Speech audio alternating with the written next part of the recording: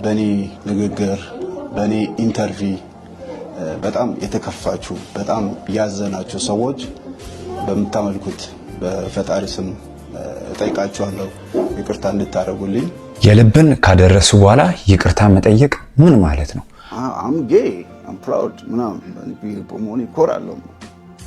እኔ ግራ ገብቶኝ በቃ ደርቄያለሁ። አሁንም ቢሆን የወንጌላውያን አብያተ ክርስቲያናት ወይም የወንጌላውያን እምነት ተከታዮች ፍርድን ነው የሚፈልጉ። በተመሳሳይ የጾታ ግንኙነት ውስጥ ተሳትፎ ያለው ፓስተር ማን ነው? አውጡና ነገር ካበላሹ በኋላ ሶሻል ሚዲያ ላይ ከዘባረቁ በኋላ ይቅርታ መጠየቅ ይህ አግባብ አይደለም። ከገነት ንጋቱ ጋር የሰራነው አንድ ቪዲዮ ነበረ። እዛ ቪዲዮ ላይ ያው እኔ የተጠቀምኩት ወጣቱን ለማስተማር አሁንም ቢሆን ይህ ፓስተር ማንነቱ መታወቅ አለበት። አሁን ልጅ የምትፈልገውን መኪና የምትፈልገውን ቤት እገዛለሁ ማለት አልኩት። በግልጽም ሶሻል ሚዲያ ላይም ወይም ለህግም መቅረብ አለበት። ሰላም ውድ የሃናኒ ቲቪ ተመልካቾች እንደምን አላችሁ? እንደምን ሰነበታችሁ? ውድ ቤተሰቦቻችን ዛሬም ለእናንተ በአዲስ ቪዲዮ መተናል። ውድ ቤተሰቦቻችን ሰሞኑን የሚነገሩ ሶሻል ሚዲያ ላይ የሚረማመዱ ቪዲዮዎችን ለእናንተ እያሳያችሁ ነበረ። ባለፈው እንደነገርኳችሁ ገነት ንጋቱ አሁንም ስህተት መስራቷን አላቆመችም። ሶሻል ሚዲያ ላይ ያቀረበችው ሰው ብዙ የወንጌላውያን እምነት ተከታዮችንም ጀስት የክርስትና እምነት ተከታዮች ላይ መነጋገርና ቁጣን ያስነሳ ጉዳዮች ነው። ይህም ጉዳይም ሶሻል ሚዲያ ላይ ብዙ ሲረማመዱ ነበር። ብዙ ሰዎችም ብዙ የፕሮቴስታንት እምነት ተከታዮችም ወደ ህግ እንቀርብልን በማለት ብዙ ነገሮችንም ሲገልጹ ነበር። ብዙ እነዚህ ሁለት ግለሰቦች በህግ እንዲጠየቁ እንፈልጋለን። ብዙ በፌስቡክ ገጽ ላይ በቴሌግራም ገጾች ላይ በተለያዩ የዩቲዩብ ገጾች ላይ ማህበራዊ ሚዲያ ላይ ብዙ ነገርም ሲወራ ነበር። አሁንም ቢሆን የፕሮቴስታንት እምነት ተከታዮች ወይም የወንጌላውያን እምነት ተከታዮች ፍርድን ይፈልጋሉ። ምክንያቱም ይህ ፓስተር ማን ነው የሚሉ ነገሮችም ጥያቄያቸው ላይ አለ አይምሯቸው ላይ። በተመሳሳይ የጾታ ግንኙነት ውስጥ ተሳትፎ ያለው ፓስተር ማን ነው? አውጡና ንገሩ። አሁንም አርቲስቱም ሶሻል ሚዲያ ላይ ቀርቦ ምላሹን ሰጥቷል። ቪዲዮን ተከታትለን እንምጣ። ሰላም በመላ ዓለም የምትገኙ ውድ ኢትዮጵያውያን እንዴት ናችሁ? በመጀመሪያ ያው ለፋሲካ በዓል እንኳን አደረሳችሁ ላለው። በመቀጠል በዚህ ሰሞን ከገነት ንጋቱ ጋር የሰራነው አንድ ቪዲዮ ነበረ። እዛ ቪዲዮ ላይ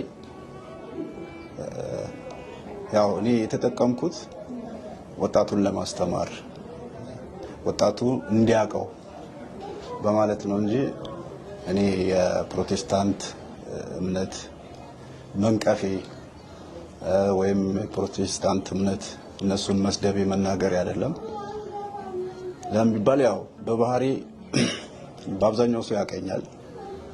የሰውን ሃይማኖት ተወዳለሁ፣ የሰውን ሃይማኖት አከብራለሁ። ብዙ ማስተምራቸውም በርካታ ወጣቶች አሉ ከተለያየ ቤተ እምነት እና እንደዚህ አይነት ነገር አይደለምና በሰዓቱ ስለ ህመሜ ለማውራት ነበር ከሷ ጋር የተገናኘ ነው እና በህመም ሰዓት ምናምን ስለ ያው የሚደውሉልኝ ሰዎች ነበሩና ይሄን ፓስተር የተባለው ደግሞ ፕሮፌት የሚል ነው የፌስቡክ አካውንት እና በዛ እንትን ይል ነበር። ወደ ሌላ ነገር ሲገባ ቶሎ ብሎ ራሱ ሁሉንም ነገሮችን ፎርማት አድርጎ እንደገና ደግሞ ስልኩንም እንትን አላለም። ለምን ይሄ ነገር ይመጣል ብዬ አልጠበቅኩም። ይሄ ነገር ይመጣል ብዬ በጠብቅ እያንዳንዱ ነገር ሪከርድ አደረግ ነበር ወይም ስክሪንሾት አደረግ ነበርና ያኔው በቃ እንደዛ ሲለኝ ከደነገጥኩኝ በኋላ ስልኩንም ራሴ ነኝ ዲሌት ያደረኩት። እሱ ያኔውም እንትን አለ ማለት ነው። ስለዚህ ፕሮፌት የሚል የፌስቡክ አካውንት ነበረ። በዛ ላይ ነበር ስልክህን ላክልኝ ብሎ የነበረው እና ከዛ በኋላ ይሄንን ነገር ነው ያወራሁት። ለምን ቪዲዮን ጨርሳችሁ ካያችሁት በእንደዚህ አይነት ነገር ላይ ብዙ ወጣቶች እየተለከፉ ነው። ብዙ ወጣቶች የእንደዚህ አይነት ነገር ሰለባ እየሆኑ ነው። በሃይማኖት ታካው በእስልምናም ይሁን በክርስትናም ይሁን በጴንጤውም ወገንም ይሁን እንደዚህ አይነት ሰዎች አሉ እና ራሳቸውን እንዲጠብቁ ራሳቸውን የምታወሩትን ሰው እንድታውቁ በሚል ነው ይሄ ነገር እንትን ያልኩት እንጂ የኦርቶዶክስን ለማሞካሸት ወይም ደግሞ የጴንጤን እምነት ለመገልበጥ ወይም ደግሞ ስም ለማጠልሸት አይደለም። ለምን በየቦታው በእኛም ቦታ ቢሆን ትክክለኛ አስተማሪዎች አሉ፣ ውሸታም አስተማሪዎችም አሉ በሁሉም ቦታ። ስለዚህ እኔ ያው ወጣቱ እንዲማርበት ወጣቱ ከእንደዚህ አይነት ነገር ልጸልይልህ በሚል ሌላም ነገር በሚል ወጣቱ እንዳይታለል በሚል ነው ይሄ ነገር ልናገር የቻልኩት። እኔ ከዚህ በፊት እንደዚህ አይነት በሃይማኖትም በምንም ጣልቃ የምገባ ሰው አይደለሁም። የሰውን ሃይማኖት የምወድ የሰውን ሃይማኖት የማከብር ሰው በማንነቱ የምወድ ሰው ነኝ። አስተዳደጌም እንደዛ አይደለም እና በዚህ ያው ብዙዎች ተከፍታችኋል፣ ተከፉም ይገባል እና ያለው ነገር ይሄ ነው። እኔ ይሄንን ነገር ከራሴ ፈጥሬ ወይም ሌላ ነገር ሳይሆን በቃ ይሄንን የሚከታተሉኝ ብዙ ወጣቶች አሉ። እኔን የሚደግፉ ወይም ደግሞ የኔን ምክር የሚሰሙ ብዙ ወጣቶች ስላሉ ከእንደዚህ አይነት ነገር ራሳችሁን ጠብቁ ከሚል ነው እና አውቃለሁ እንትን ሊላችሁ እንደሚችል አጠቃላይ እኔም በሆን ይከፋኛል፣ እኔም በሆን እንትን ላለው ግን ይሄ የተባለው ነገር ደግሞ ለክፋት የሆነ ነገር አልነበረም ወይም ደግሞ ለእንትንም የተደረገ አልነበረም። አሁን ላይ እኔ ህመሜን በማስታመም ላይ ነኝ ያለሁት፣ ስቃይ ውስጥ ነኝ ያለሁት እና ያንን የማደርግበት ምንም አይነት ሲቹዌሽን የለም። ለምን በጴንጤውም የምወዳቸው በጣም የማከብራቸው ፓስተሮች አሉ። ይሄ ሁሌም የምናገረው ማለት ነው። እንደዚሁም በኦርቶዶክስ ውስጥ የምወዳቸው ሰዎች አሉ፣ በጣም የምጠላቸውም ሰዎች አሉ አስተማሪዎች። በእስልምና ውስጥም እንደዚህ በጣም የምወዳቸው ኡስታዞች አሉ፣ የእነሱን ትምህርት ሳገኝ የምከታተለው። እንደዛውም ደግሞ በሁሉም ሃይማኖት ላይ የሚያስተምሩት ትምህርት ወይም የሚናገሩትን ንግግር የማልከተላቸው ብዙ ሰዎች አሉና ነገሩን ከመልካም ነገር በማየት ነገሩን እንድታቀሉትና ነገሩን ይቅርታ እንድትሉኝ ይቅርታም እንድታረጉልኝ። እኛ ቤተሰብ ውስጥ ሙስሊም አለ፣ ኦርቶዶክስ አለ፣ እንደዚሁም የፕሮቴስታንት እምነት ተከታይ አለ። እንደዚህ አይነት ነገር የለም። ሀገር ነች። እንደ ሀገርም ደግሞ ሲታሰብ ሁሉም ተከባብሮ ተዋዶ የሚኖርባት ሀገር ነች ያለችውና ያው የተለያዩ ሰዎች ስለተለያየ ነገር አውርቻለሁ። የተለያዩ ሰዎች የተለያየ መልእክት ይልኩልኛል።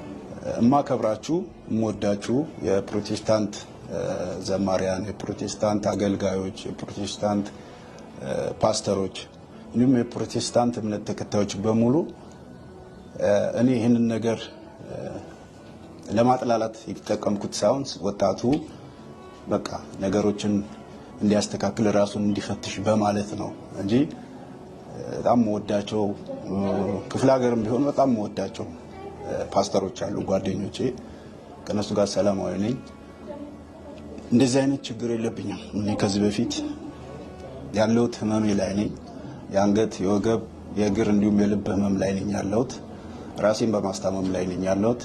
ስለ ህመም በማውራት ሰዓት ነው የቸገረ ነገር ወይም ደግሞ ያስቸገረ ነገር በሚል ይሄ ነገር ሊነሳ የቻለውና የፕሮቴስታንት እምነትን ለመንቀፍ ለማንቋሸሽ የተጠቀምኩ የመሰላችሁ ብዙ ሰዎች አሉ። እኔ ማንኝና ነው የሰውን ሃይማኖት ላንቋሸሽና ላጥላላ የምችለው? ስለዚህ ከላይ ሁላችሁም ብትሆኑ በእኔ ንግግር በእኔ ኢንተርቪ በጣም የተከፋችሁ በጣም ያዘናችሁ ሰዎች በምታመልኩት በፈጣሪ ስም እጠይቃችኋለሁ፣ ይቅርታ እንድታደርጉልኝ እማጸናለሁ። ውድ ቤተሰቦቻችን ቪዲዮን እንደተከታተላችሁት ይህ አርቲስት መልሱን ሰጥቷል፣ ይቅርታም ጠይቋል የወንጌላውያን እምነት ተከታዮችን። አሁን ይቅርታ መጠየቁ ትልቅነት ነው የሚያሳየው። ግን ከይቅርታም በላይ የዚህ ፓስተር ማንነት መታወቅ አለበት። ብዙ የወንጌላውያን እምነት ተከታዮች ይህ ፓስተርን ማን ነው ማንነቱንም ማወቅ ይፈልጋሉ። ምክንያቱም ሁሉም ፓስተር ላይ ጥርጣሬያቸውን እያደረጉ ስለሆነ አሁንም ሶሻል ሚዲያ ላይ እየተረማመደ ባሉ ቪዲዮዎች ላይ እንደተናገሩት ከሆነ የዚህ ፓስተር ጉዳይ እንዲታወቅልን እንፈልጋለን።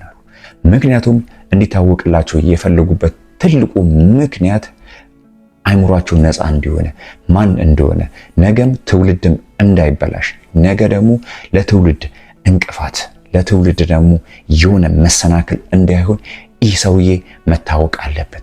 ገነት ንጋቱም ትልቅ ስህተት የሰረችው ማን ነው ምንድን ነው የሚሉ ሐሳቦችንም ማንሳት ነበረባት።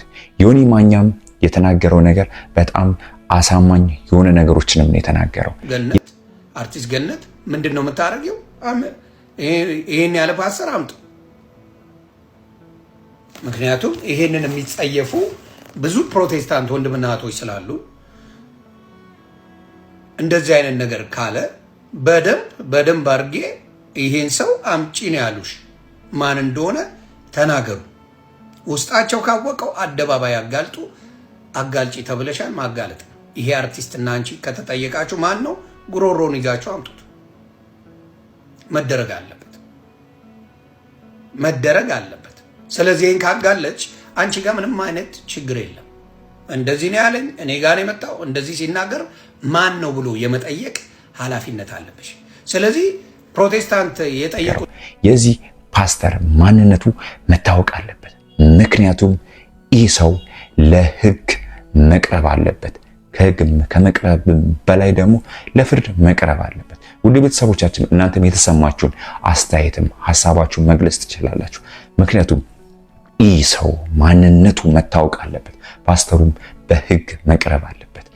ገነት ንጋቱም ለሕግ መቅረብ አለበት። እንዲህ አይነት ነገሮችን ሶሻል ሚዲያ ላይ ማስተላለፍ ትልቅ ወንጀል ነው። ውድ ቤተሰቦቻችንም አሁንም ለእናንተ አዲስ ነገር ካለ እናመጣላችሁ ይሆናል። ሙሉ ፕሮግራሙን የሰራሁት ቪዲዮ አለ፣ እሱንም በመከተል የማሳያችሁ ይሆናል። ይህ ቻናል ለብዙዎች እንደ ላይክ፣ ሼር፣ ሰብስክራይብ በማድረግ አጋር እንድትገለጹ ሁሌም እንደምንል ኢትዮጵያን ሰላም ያደርግልን። እናመሰግናለን።